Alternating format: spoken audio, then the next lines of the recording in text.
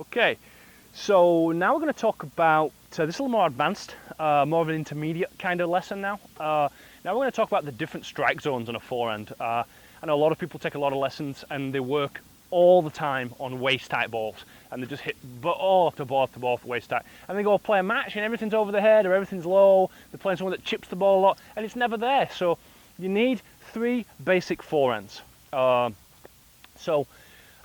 First off we're going to talk about is the low one. This is the one that's knees and lower. Now this is the strike zone that you're trying to avoid, but it happens, right? Someone slices the ball low, you need to be able to take the ball low and work the ball over the net. Now, you know, if you can get to the forehand, really always want to try and see you hitting topspin.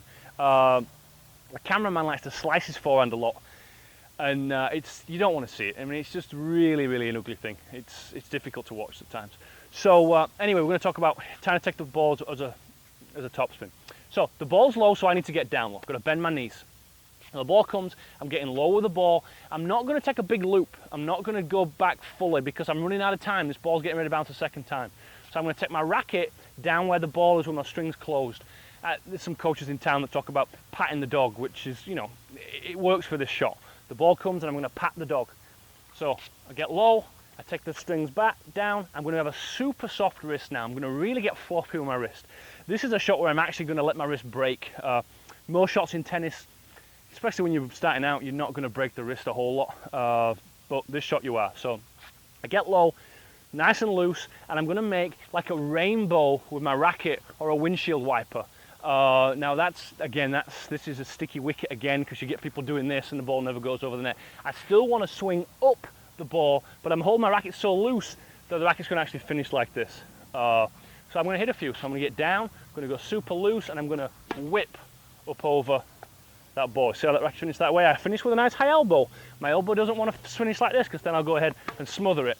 I want to get my elbow up, but my super loose wrist is going to help get that ball. This is definitely my favourite shot. I love this shot.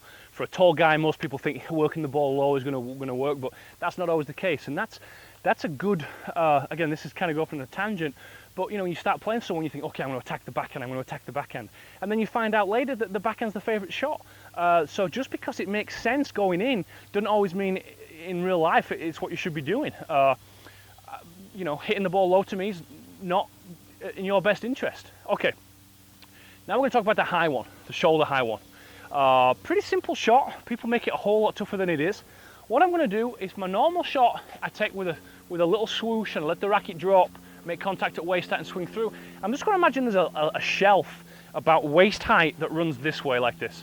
Just one constant shelf. And what I'm going to do is I'm going to tip my racket back and I'm just going to keep it above the shelf. So my racket's going to go up, it's going to drop down less because I've got to keep it above the shelf.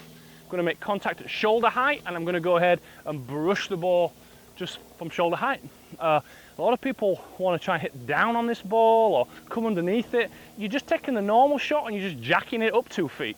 So the ball racket stays up a little higher, stays up higher, and I swing up. I'll go one more.